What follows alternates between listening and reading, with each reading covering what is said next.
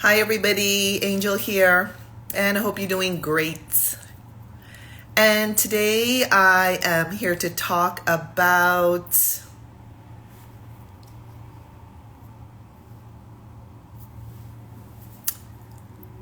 more than 50 safety tips for female travel.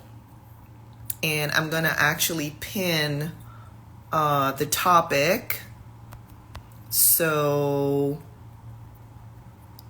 I can get that going here. Hi everyone, thanks for joining. I'm talking about female travel safety tips today. And all of them, there are over 50 of them that I'm offering here. And they are available in a blog that I've created on my website, happyenergyjourney.com.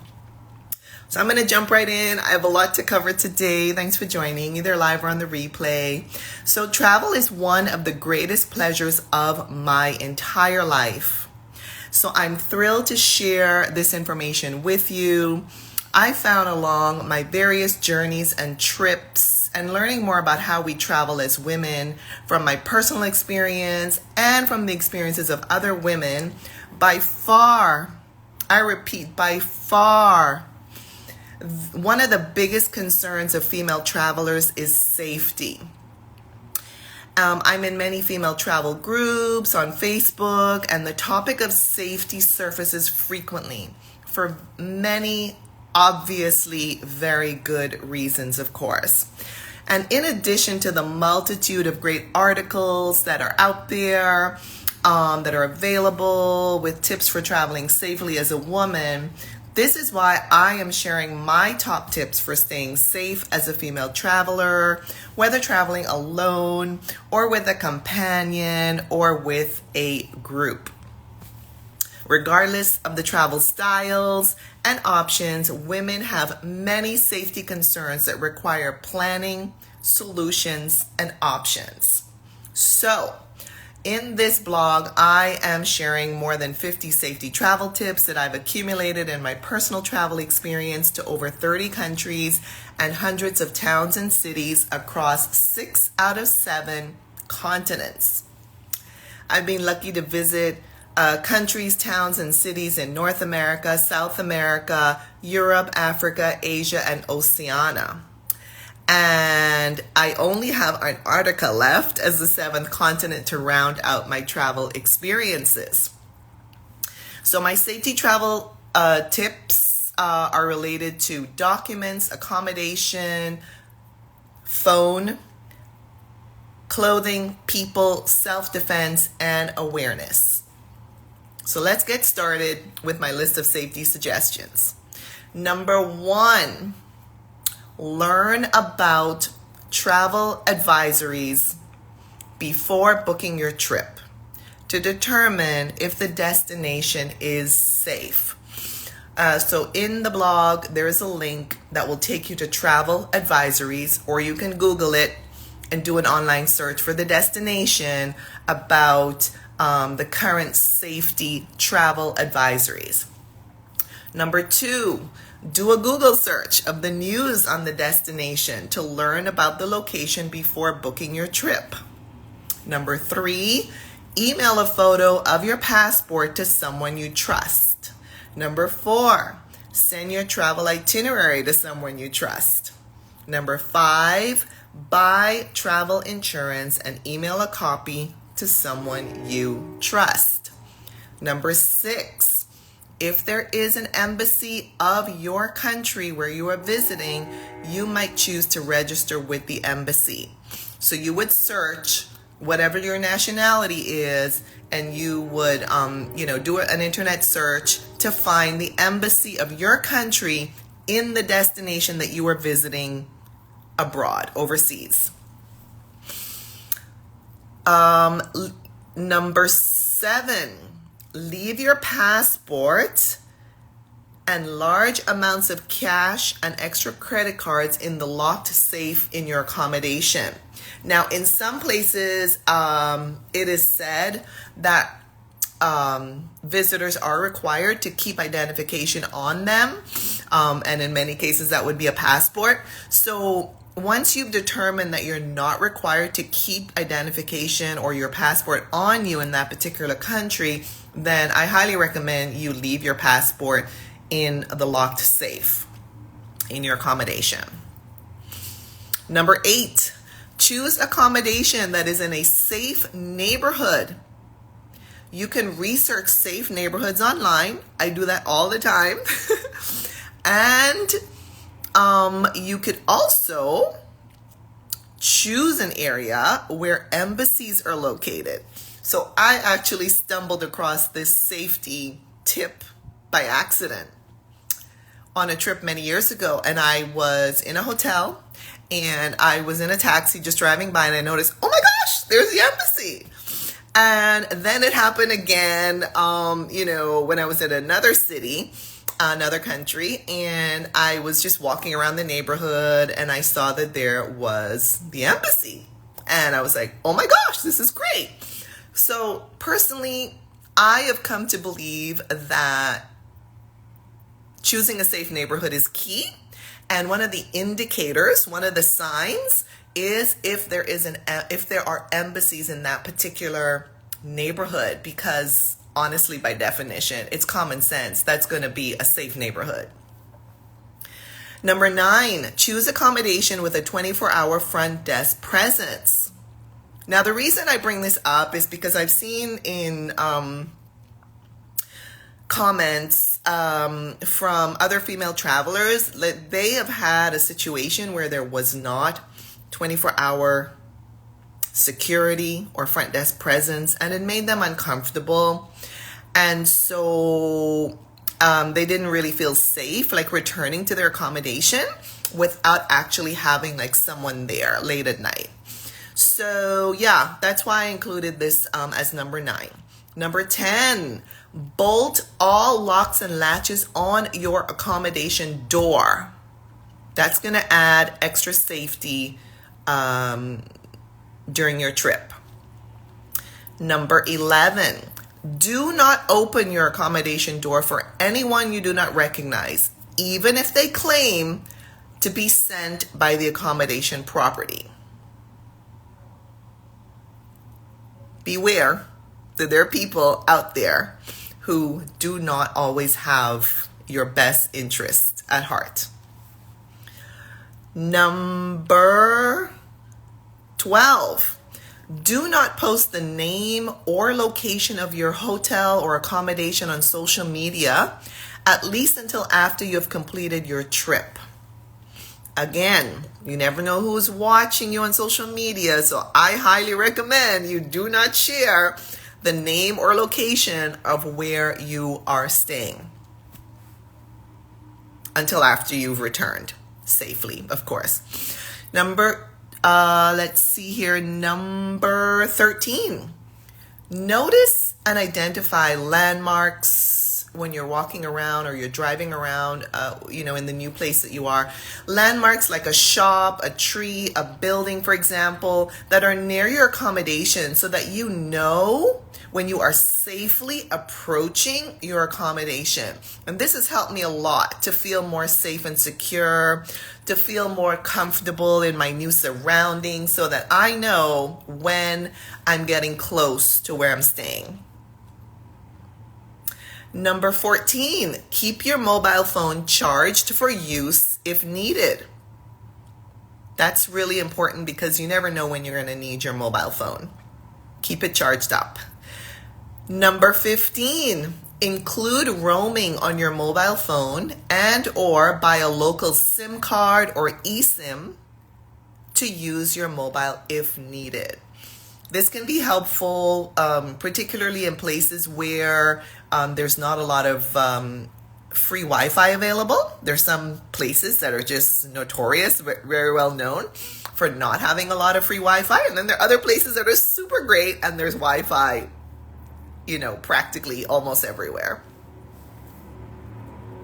Number 16, Research your destination through blogs, videos, articles, books, podcasts, documentaries, social media, travel groups such as Facebook travel groups in general. And for that particular destination, you can also join travel groups to gain confidence, knowledge, trust, information, comfort in your understanding of how things work more or less in the places that you're visiting, so that you are calmer and less anxious about your trip. I notice that a lot. I notice that a ton. There's so many travelers. I'm in the female groups mainly.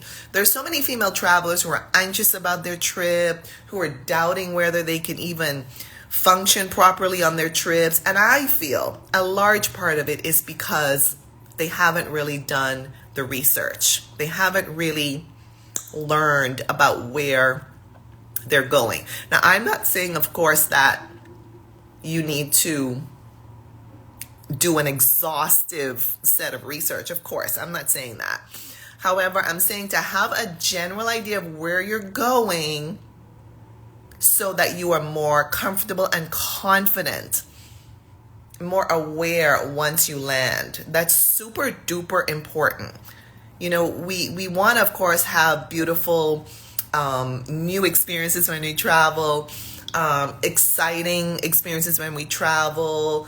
Of course, we want that. At the same time, we want to be knowledgeable. We want to have certain information about where we're going before we actually get there. Okay. Number 17, plan your routes before leaving your accommodation. Like wherever you're going to be going that day, let's say you're going to a museum, you're going to a waterfall, plan your routes before you leave your accommodation, or use online maps like Google Maps or other, map apps. You can even ask your hotel or host for a local map and directions to the places you want to visit so that you are confident in finding places and you're not standing on the corner, on the sidewalk, trying to figure out where you're going. We don't want to do that. Okay? We want to be prepared once we leave our accommodation. Number 18, if you do get lost by chance, of course this happens, it's happened to me. If you do get lost, I suggest you go inside a shop or a cafe, or even a hotel, and ask the host discreetly for directions instead of standing on the sidewalk looking at your phone or your map for directions in plain view of people on the street. Why? Because we never know who's watching us. Believe me, people are out there, okay? And I personally recommend you go inside somewhere safe off the street and you ask quietly for directions. Number 19, share your mobile phone location tracking with someone you trust. Number 20, keep your purse close across the front of your body, or keep your money and documents in your coat inside pockets or in a travel waist pouch or a waist bag under your clothing. Don't have your purse kind of out there, on your back or somewhere kind of flinging around. You want to really keep your purse and your valuable items safe. And of course, if you have a safe in your hotel room, leave as much as you can in your safe, in your accommodation. Number 21, wear clothing that is in alignment with local customs so that you don't draw too much unwanted attention to yourself. So that goes with the research as well. In certain places, shall we say, there are certain suggested ways to dress so that you don't stand out too much. You don't bring unwanted attention to yourself. Number 22, wear comfortable shoes that allow you to walk quickly or run easily if needed. I have firsthand experience from an example with this, and I'm so grateful that I had just bought some comfortable sneakers and I was able to run from a situation that was super duper problematic. So I highly recommend that you leave your, high heels and your uncomfortable shoes at home, and you wear comfortable running shoes, walking shoes on your trip. Don't worry about trying to be cute, trying to be fashionable. And by the way, there's some super cute and super fashionable sneakers out there. So I highly recommend that you wear comfortable shoes. Number 23, connect with local women in the destination prior to traveling through women's Facebook groups, including, although not limited to, groups such as Solo Female Travelers, Host a Sister, and Host a Vegan Sister. Number 24, attend meetups like on meetup.com or Eventbrite or Facebook in the destination to make new like-minded friends. As they say sometimes, safety in numbers. So if you are traveling alone or even with a companion, it's nice to also, meet up with people because it's fun and it's beautiful. It's a part of the experience. And it can also add to the safety factor. Number 25, do not tell everyone that you are alone on your trip to avoid potentially becoming a target of someone with problematic intentions. Believe me, there are people who will be digging for information about you as to whether you are alone or not. This has happened to me. And when I first started traveling by myself, I didn't quite catch on, to be honest. So I quickly caught on that was not a good idea to tell people, such as taxi drivers or rideshare drivers, transportation drivers, random strangers who just ask you out of the blue, who are you here with? Don't get the conversation on that at all. I highly recommend that you avoid telling people that you are alone. So you can switch the topic, switch the conversation. There's no problem with that because we're talking about your own safety. Number 26, do not tell strangers on your trip where you are staying to avoid problematic people finding you at your accommodation. Again, you don't know these people. So why on earth would you tell a random person that you just met on the street or in some cafe or some whatever, that, you're staying at such and such a place? You never know if they're going to show up there. You don't even know what their intentions are. So I personally suggest that you do not tell strangers where you are staying. Number 27, use drivers recommended by your accommodation or from another trusted source for your tours and transportation. That's super important, and that's worked out super well for me to get recommendations from people at my accommodation. Number 28, ask your accommodation and your trusted travel groups, like the Facebook groups, for example, for recommended places to eat and visit and shop, etc. And even, to be honest, places to stay, like accommodation. There's some really great suggestions out there for where to stay that are tried and true and that are safe. Number 29, let your accommodation know where you are going for the day, so that someone locally knows where you are. Number 30, keep in touch regularly with a loved one or someone you trust so that they know that you are safe. Number 31, do not tell taxis and rideshare drivers that you are alone, and do not share personal information with them. Keep the conversations focused on the tourist sites in the location that you are visiting. Again, we never know what people's intentions are, so I highly recommend you keep the conversations very neutral, very, very impersonal. You do not want to get personal with total strangers. Number 32, this is related to when you are taking ride share, such as Uber or others. I highly recommend that you match the color, make, model, and license plate of your driver with the information on the app to ensure that you enter the correct vehicle. I had a situation in a certain country. I never been there before, never been to that particular city either. obviously, because I'd never been in that country before.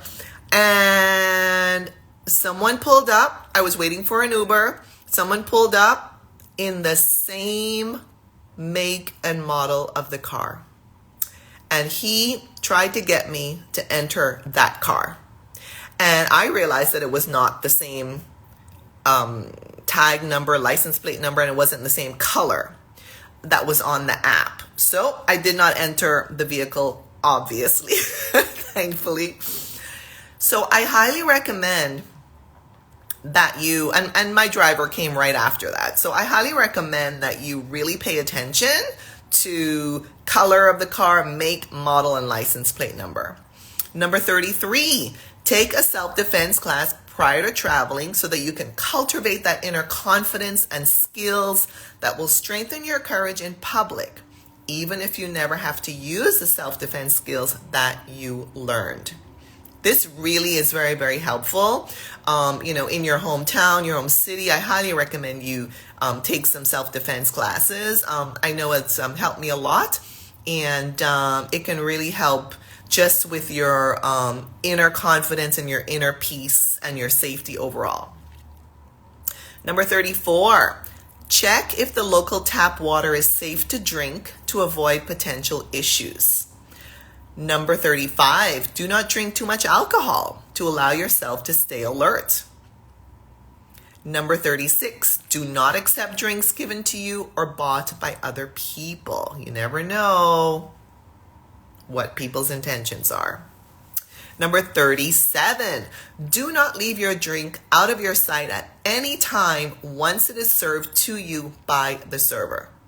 Number 38, do not be afraid to scream if someone approaches you in a problematic way. This is not the time to be polite, a people pleaser, Miss Goody Two Shoes, Little Miss Perfect, Little Miss Manners. This is not the time for that. We are talking about safety. And if you feel uncomfortable with someone and they're approaching you in a problematic way, you have the right to scream. You have the right to run. As I mentioned earlier. Number 39, do not talk to complete strangers on the street who approach you randomly. I suggest you just keep walking away from them without making eye contact. Number 40, if you feel uncomfortable with someone in the street, switch sides of the street. Again, you are not obligated to be, so-called polite. If you feel uncomfortable, I highly suggest you switch sides of the street, and I've done that. I mean, I am not obligated to remain in an uncomfortable position, quite frankly. Number 41, do not be afraid to actually run away from someone if you feel uncomfortable with them. Now, I know I mentioned wearing shoes that are comfortable in case you need to run. But in this particular number 41, I am specifically saying, do not be afraid to actually run away from someone if you feel uncomfortable with them. This has happened to me, and the person was very problematic. Let's put it that way. I won't get into details. And so this is the time for you to stop this whole notion that you need to be polite, a people pleaser, Miss Goody Two Shoes, Little Miss Perfect, Little Miss Manners. This is not the time for that. This is a time for safety. You are number one priority here, not somebody else's impression of you. Number 42, trust your instincts, trust your gut, and if someone feels problematic, leave immediately, as you are not obligated to be available to everyone who wants you to be available to them. Number 43, stay adequately hydrated to ensure your body and alertness are functioning properly. That's going to also contribute to your safety. Number 44, practice awareness of your surroundings, even in your hometown, so that you take that awareness with you on your trips. Number 45, walk with confidence. I have learned actually along my life journey in general from a particular expert that people are observing, shall we say, their target. And if their target is displaying signs of lack of confidence, that could be a problem for one's safety. So again, walk with confidence. Number 46, avoid walking alone at night in places where there are not a lot of people. Number 47, get enough rest, relaxation, and sleep so that you are energized and alert. And that's going to really help you to stay safe.